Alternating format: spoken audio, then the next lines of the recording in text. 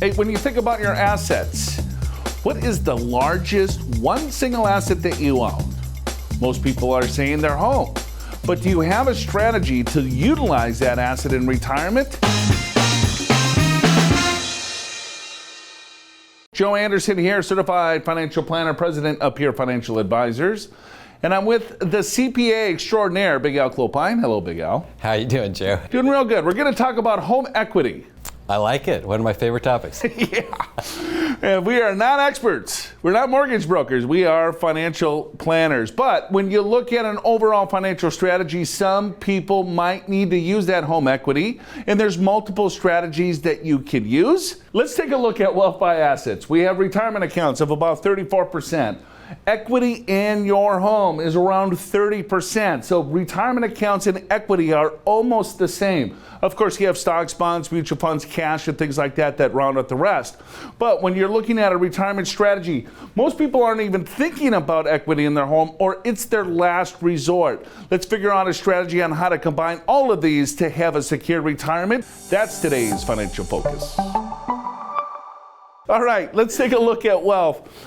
Here in the U.S. Median U.S. households in 2021, owner, including the home equity, is roughly $400,000. You take out that home equity, what they have liquid is roughly about $158,000.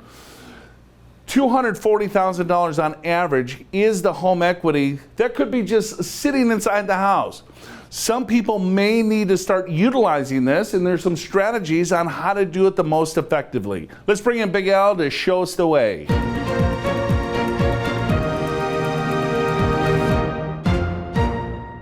All right, creating retirement income, including your home. Many times you hear, don't use your home in your retirement calculations, which is something we say also. However, in certain cases, a lot of people have a lot of equity in their home. So let's talk about how to take advantage of that. Number one, kind of obvious, but you could sell, you could downsize. If you downsize, you're buying something cheaper. You might end up with a lower mortgage or no mortgage, or you might end up with cash in your pocket. Number two, should you think about a refinancing, traditional mortgage option, or maybe, how about if you're over 62, a reverse mortgage?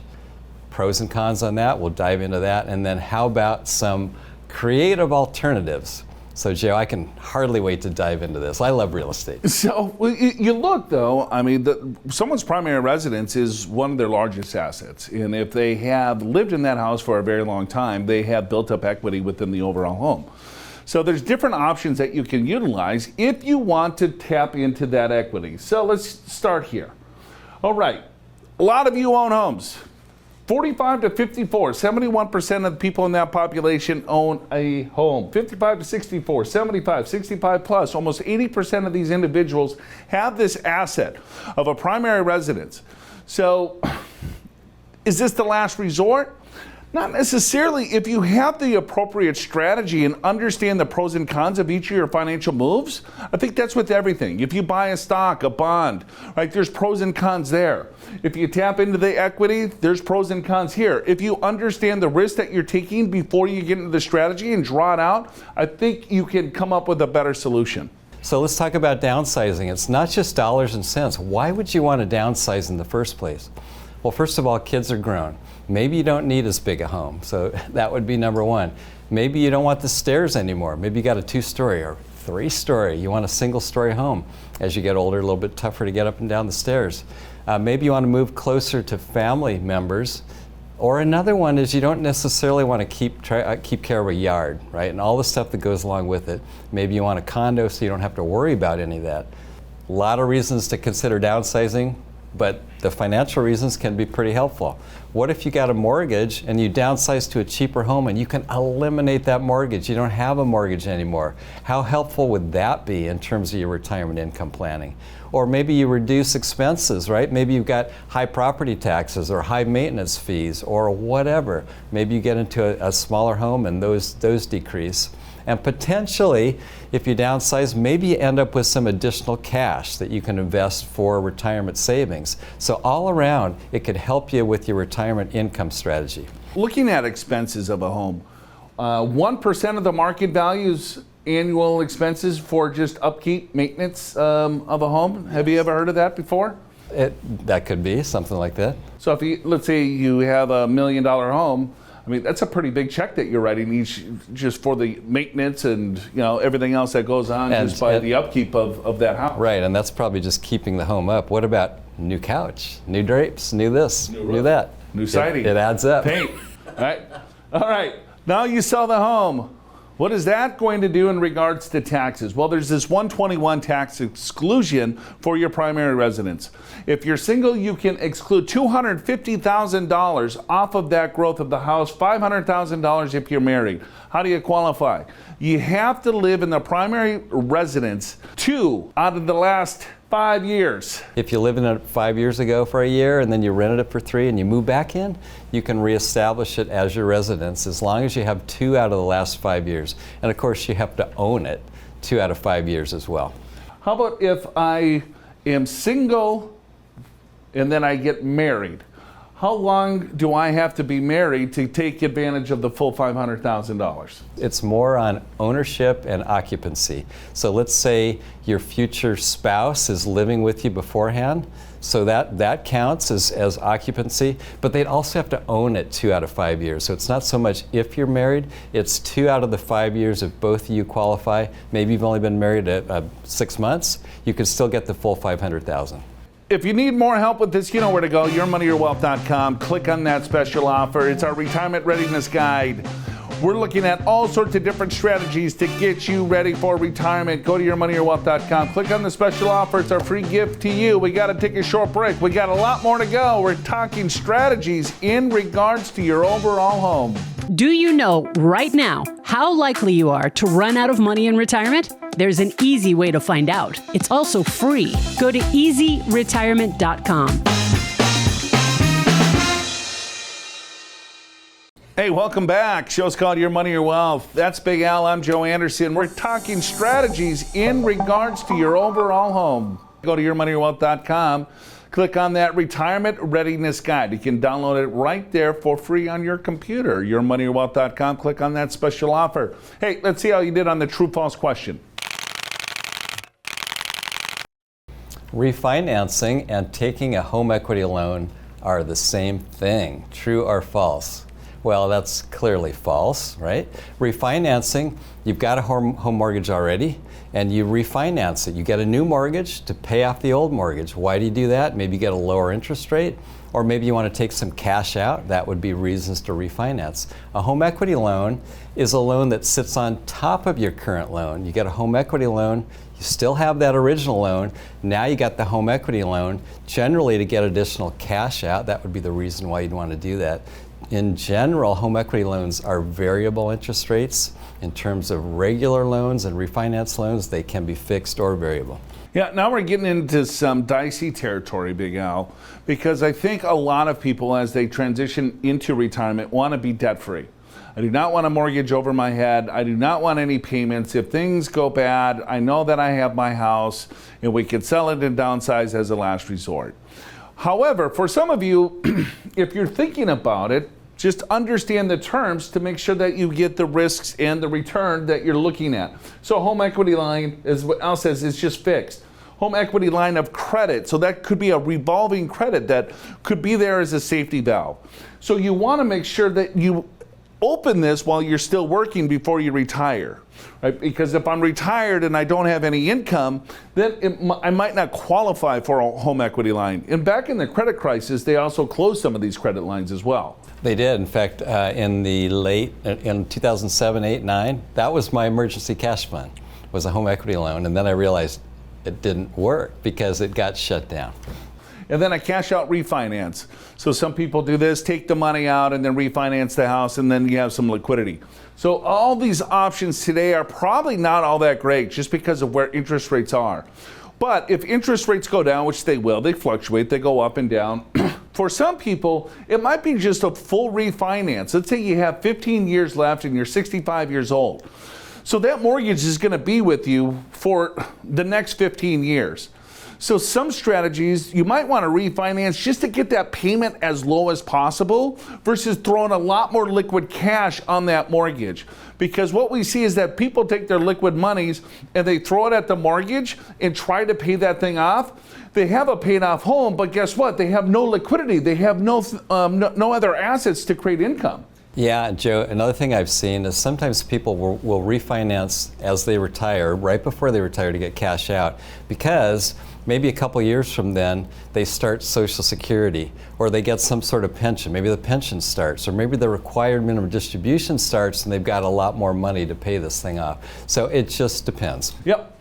Tax consequences. Well, a loan is not income, so it's tax-free. So looking at different ways on how to bridge certain gaps, you're absolutely right.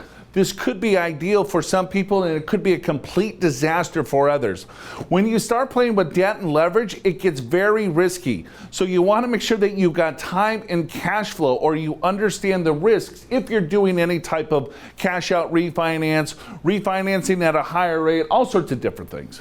Now you can think about reverse mortgage. Now that's just the opposite. Instead of getting money to pay off your loan, or to pull cash out, I should say, and you're making interest payments and principal payments, reverse mortgage is just the opposite. Now you're getting cash back, or you're paying off a loan, or both, and now you're not making payments. You get to live in the house. It has to be your principal residence, and you have to stay living in the house, and you have to be at least 62 years old. So there's a few requirements to get there. But the concept is, if you want to stay in your home maybe for many years, decades, or even the rest of your life, it could be a good option. There's a few issues with it. You know, the interest rate's generally a little bit higher, the fees are a little bit higher, so just be aware of that. When you're thinking about that, look at all potential options. When you look at a reverse mortgage, or it's called a HECM as well, it's a home equity conversion mortgage. There's some strategies is that if you open that up, you're going to receive kind of a line of credit inside the home. So you don't necessarily have to take money out. You don't have to pay it off. You don't have to take any cash, but you can create that line of credit within the overall home that you don't have to pay back, because the equity is paying that thing back.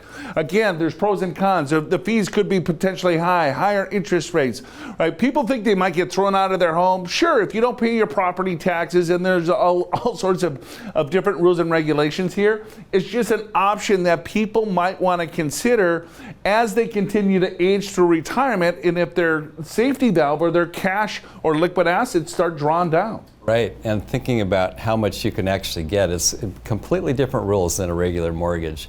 Because first of all, regardless of your home value, if it happens to be over about 1.1 million, you're limited to 1.1 million-ish in terms of home valuation.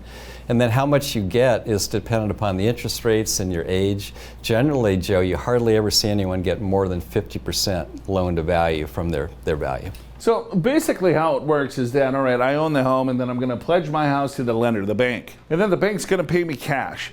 I could get it in a form of a lump sum. I could get it as monthly payments, or I could say, you know what, I don't want to pay any more monthly payments to my house. And then when I pass away, right, then that's when that debt is paid off, right? If there's still equity in the home, which there should be, right, well then the bank gets paid at that point.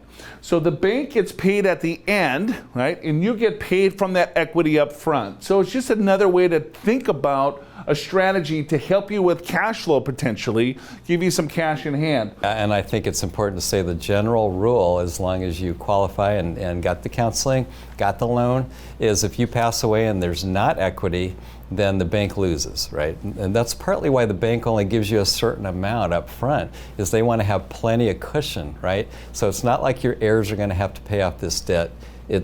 But what the downside is, with higher interest rates and fees, there may be less equity in the future for the heirs. When we get back, we're going to talk about alternative situations, some unique things that you could potentially do as well, and then we're going to turn the show back to you to answer some of our viewer questions. If you need more help with this, you know where to go, yourmoneyyourwealth.com. Click on that special offer. It's our retirement readiness guide. Click on the special offer and you can download it for free. We got to take a break. We'll be right back. Do you know right now how likely you are to run out of money in retirement? There's an easy way to find out. It's also free. Go to easyretirement.com.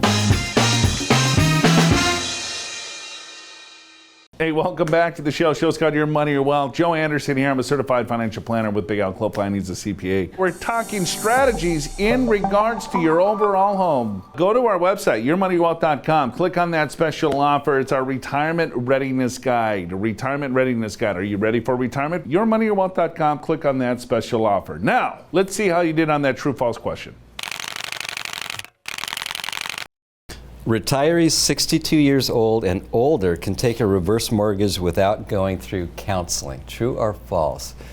Well, that is false. And the reason it's false is because reverse mortgages are complicated. They're a great thing for some, not such a good thing for others. There's complexities. You really got to understand what you're getting into and whether this really makes sense. Yeah, I mean, with the counseling, they're going to check your eligibility. They're going to look at the implications of the loan. They're going to try to figure out other options as well. So let's look at some creative ways. Is there other things that you potentially can do, right, to create some additional income in retirement if you need some? How about renting out a room, eh, Gal? You got a 4 or 5 bedroom right down the hall from your bedroom? There you go. I got 2 guest rooms. I could do that. And you, when the kids leave, how many? You got about 12 rooms? I got a long way to go. Long way to that go is there. true. It's going to be a while before you get to rent out a room. 16 years. But you know, a lot of times people rent out a room, right? So, but I don't know that. There's pros and cons here. Maybe if you have a basement or something, you put them in the basement. Actually, a friend of mine just did an additional dwelling unit in the garage, made a separate entrance, bathroom, stove, bedroom, and is renting the garage, which now looks like a regular bedroom, kind of like a studio, and making actually pretty good money on it. There you go. Oh, a little bed and breakfast. Big Al can cook you pancakes in the morning. You have to learn how to cook. You got a good cookbook for me? No. Okay. But that's kind of a cool idea. Depending on where you live, you can have a home-based business. I think that's a pretty good one. Yeah, that one actually side hustle can apply to a lot of people. So you think about a home-based business. It could be anything. Like I think you first of all think when you're retiring, and you'd like a little bit of extra income. Right? What did you do in your career? Can you do some kind of consulting role? Or can you do something related? Or maybe you're sick of it. You want to do something totally different. The nice thing about a home-based business is you don't have to worry about rent. You can just use your home. So you're saving money on rent, right? And you get extra tax deductions. It's a little complicated on what you can deduct, but you do get extra tax deductions for your home-based business. It can be a great way to create a little extra income. Rent out your entire home. Yeah, then get a tent. Live in a trailer. Get in the tent, stay in the backyard, and then just rent out your entire home. You got a vacation home, and you're going to go live in the vacation home for a while, right? So rent out your primary, or vice versa, the rest of the time. All right, let's switch gears. Let's flip the show to you. Let's answer some of your questions. This is from Janice in Mercer Island. Can I deduct my mortgage from my taxes if I have a home-based business? Well, the answer is yes, you can. So the way this works is you get to deduct your mortgage anyway, but not all of you are getting the benefit of that mortgage because maybe you don't have enough deductions to itemize. So all of a sudden now you can take some of your home mortgage and you can deduct it against your business. How you do that, and same with property taxes, is you look at your square footage of your home office compared to the square footage of the total home. Say it's 10%, 20%, 25%, whatever it may be. That's the amount of mortgage and taxes that you can actually deduct from your home business, which not only will reduce your income from your home business, but Joe, will also reduce your self-employment taxes, which can be pretty high. Very good. That's the CPA. Let's go to the next one. Got a question from Winston. Do I need any special insurance if I rent my home on Airbnb or VRBO? Well, Winston, great question. The answer is yeah, you probably do, because your regular home insurance probably won't cover short-term rentals. So the first thing I would suggest is you look at your insurance policy, maybe talk to your insurance agent if you've got one, and see what's covered and what's not covered. And then if depending upon what you need, you may want to add on coverage. In some cases, you may actually want to get an additional policy. All right, what did we learn today? Looking at your home and how do you figure out how that turns into an overall retirement income strategy. First thing is a lot of you downsize. I think that's the most sensible here. It's like, hey, I had a big family home. Maybe we sell that. We can take advantage of the 121 tax exclusion and offset any of the gains by 250 or 500,000. So that's a lot more dollars into my pocket. Maybe we buy a smaller condo, something in the community. All right, downsize. Another is that if you still have a long way to go on the overall mortgage, maybe you refinance it when rates are reasonable, and then you can try to lower your payment as much as you can. Maybe open up a home equity line that you can tap into, a revolving credit line. So there's different things there. Reverse mortgages, right? We talked a little bit about those. And then looking at just getting creative. Yeah, we had a little bit of fun there. But, you know, you can always be creative. It's just trying to figure out, all right, well, what can I do to help supplement some of my income, still have a little bit of fun, and enjoy the retirement, just like you enjoyed this show. Go to our website, folks, yourmoneyyourwealth.com, and click on our special offer this week. It's our Retirement Readiness Guide. Yourmoneyyourwealth.com. Click on that Retirement Readiness Guide. Hopefully you enjoyed the show. For Big Al Clopine, I'm Joe Anderson, and we will see you next time, folks.